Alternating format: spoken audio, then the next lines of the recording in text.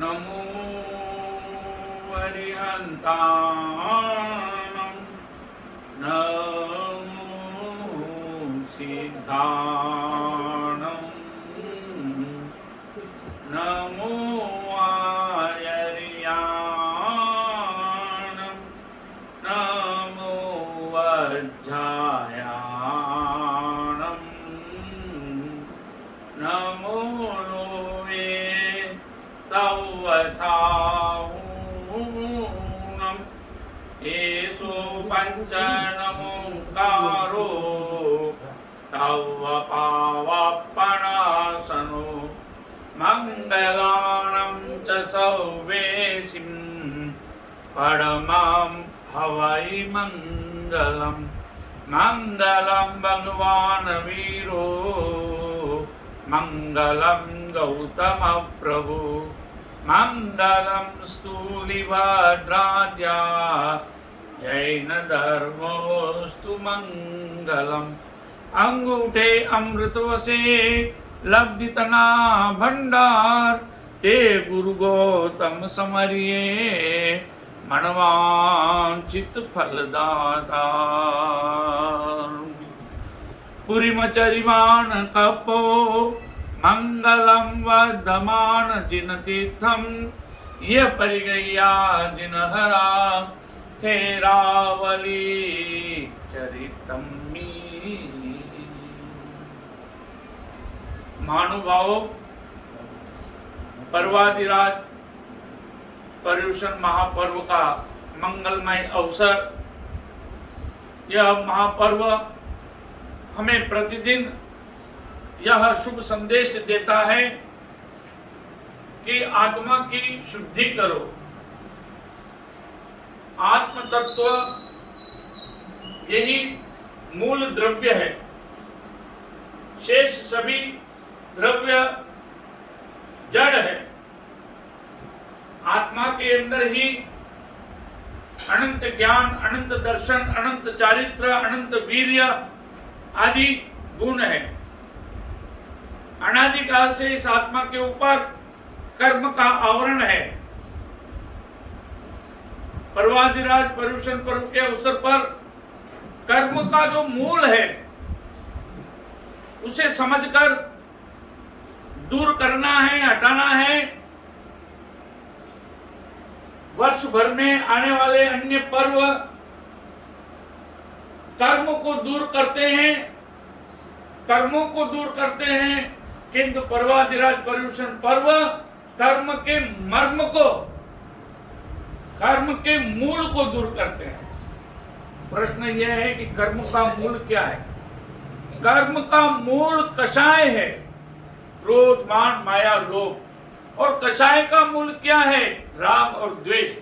ये पर्वाधिराज पर्युषण पर्व जिसके अंदर कल्पसूत्र के व्याख्यान में तीर्थंकरों का चरित्र विशिष्ट रूप से प्ररूपित है।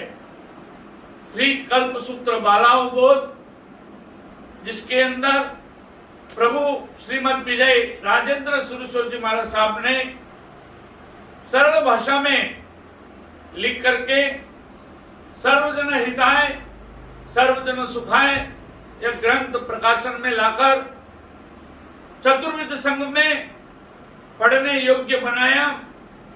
तो आज अवसर है मंगलमय हर्ष का, आनंद का। हमारे चरम तीर्थंकर, करुणा निदान, अहिंसा अवतार भगवान श्री महावीर स्वामी जी का आज जन्म वांचन महोत्सव होगा। त्रिशला माता ने पुण्य के योग से 14 महास्वप्न देखे थे, उत्तम स्वप्न थे। त्रिशला रानी ने सर्वप्रथम रात्रि को जागरण कर नमस्कार महामंत्र गिनते हुए सिद्धार्थ राजा के पास में पहुंची और उन्होंने करबद्ध होकर विनय से निवेदन किया कि आज मध्य रात्रि को मैंने 14 स्वप्न देखे हैं, इन स्वप्नों का शुभ फल क्या होगा। वे 14 स्वप्न क्या थे और उनका फल क्या था, कल्पसूत्र के व्याख्यान के अंदर है। वह संक्षेप में आप सुनिए, फिर वीर जन्म वाचन करेंगे। अब त्रिशला माता ने जो 14 स्वप्न देखे हैं उसका फल इस प्रकार है। प्रथम स्वप्न में 4 दांत वाला हाथी देखने से यह पुत्र महापराक्रमी होगा तथा दानशील, तप और भाव रूप 4 प्रकार के धर्म की प्ररूपणा करेगा। 64 इंद्र तथा गजपति राजा आदि इसके चरणों की सेवा करेंगे। दूसरे स्वप्न में वृषभ देखा, इससे तुम्हारे धर्म दूरी का पुत्र होगा। भरत क्षेत्र में जैसे किसान वृषभ की सहायता से अनाज का बीज बोता है, वैसे ही यह पुत्र बोध रूप अनाज का बीज बोएगा। तीसरे स्वप्न में सिंह देखा, इससे निर्भय तथा पराक्रमी, तीनों लोकों में अपनी आज्ञा का पालन करवाने वाला यह पुत्र होगा।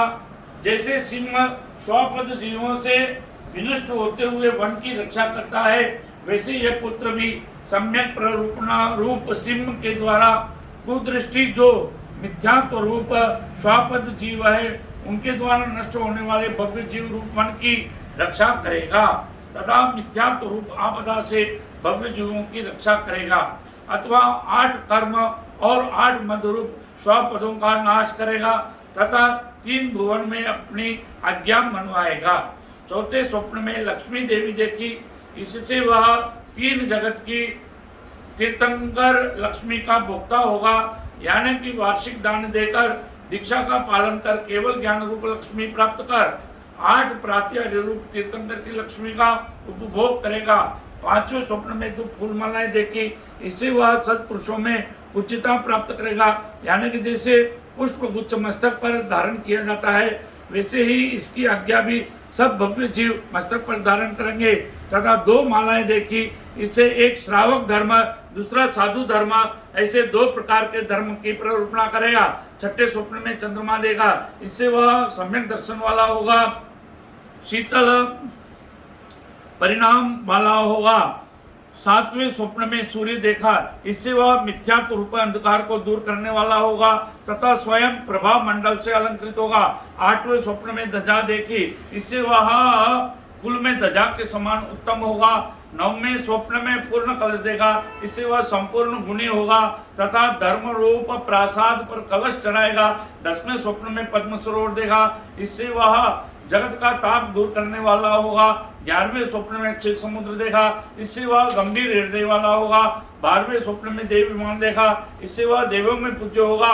13वें स्वप्न में रत्न राशि देखी, इससे वह देवों द्वारा निर्मित 3 गढ़ वाले समल शरण में बैठकर भव्य जीवों को धर्म देशना देगा।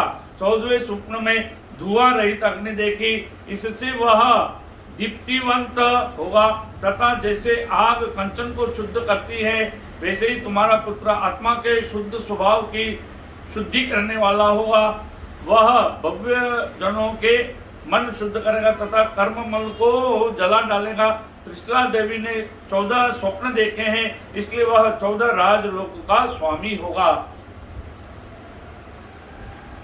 अब भगवान महावीर का जन्म वांचन कर रहे हैं।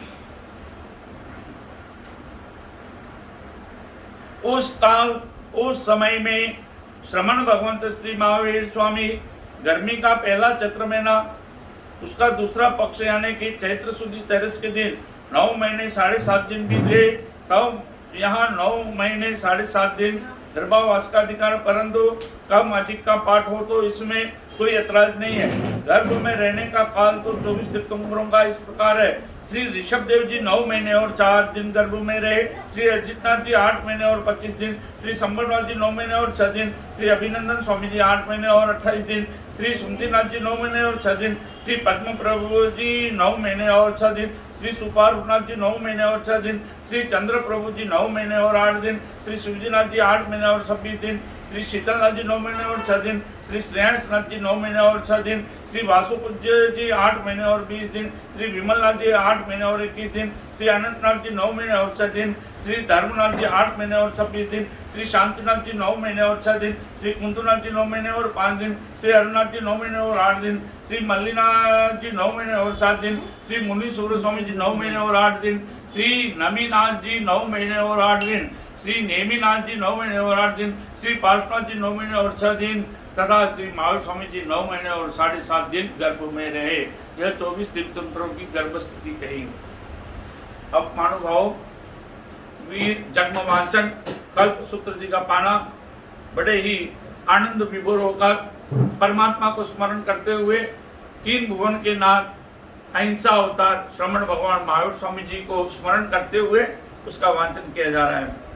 उच्च राशि के 7 ग्रहों में पहला चंद्र योग होने पर निर्मल 10 दिशाएं, बादल और धूल रस से रहित होने पर जन्म वेला में अंधकार रहित अग्नि दावानल प्रमुख उपद्रव रहित दिशाएं होने पर, ऐसे समय में जबकि सब पक्षी जयकारी शब्द बोल रहे थे, प्रदक्षिणावर्त सानुकूल शीतल मंद सुगंध सहित हवा धरती पर चल रही थी, पृथ्वी पर सब प्रकार के धान्य उत्पन्न हुए थे, उसके कारण हर्षित हुए सब देशों के लोग क्रीड़ा कर रहे थे। उस काल में मध्य रात्रि के समय उत्तरा फाल्गुनी नक्षत्र के 3 पाए के साथ चंद्रमा का योग होने पर रोग रहित ऐसे त्रिशला देवी ने रोग रहित और 3 ज्ञान सहित ऐसे पुत्र रत्न को जन्म दिया।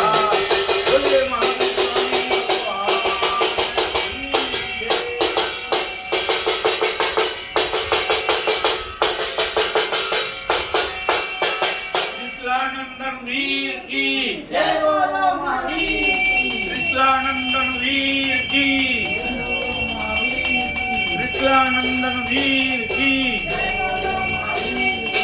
पालीताना महातीर्थ में आज पर्युषण महापर्व के अंतर्गत भगवान महावीर का वीर जन्म वांचन का अद्भुत अलौकिक यह समारोह नवल संदेश भवन पालीताना के अंदर अष्ट प्रभावक आचार्य देव श्रीमद विजय नरेंद्र सुरीश्वर जी महाराज साहब नवल की निश्रा में सानंद सविनय संपन्न हुआ, जिसमें भैंसवाड़ा राजस्थान निवासी श्रीमती सुमतीबाई भिकमचंद जी तलेसरा परिवार द्वारा आयोजित यह चातुर्मास, इस चातुर्मास के अंतर्गत यह पर्युषण पर्व सानंद प्रवर्तमान है।